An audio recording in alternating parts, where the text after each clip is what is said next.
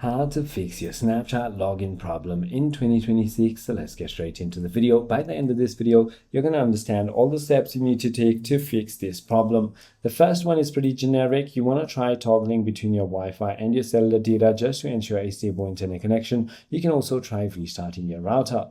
If not, you want to simply try closing or force closing your Snapchat application and reopening it. There might also be a pending update for the application. Simply go ahead and open your App Store or Play Store, depending on the device you're using, and update it on time. If that is not the case, you want to try restarting your mobile device, or also make sure that your date and time settings are set to set automatically. If you forgot your password, you can simply tap on forgot your password and reset your password. If none of it is working, then you want to simply go ahead and contact their support team.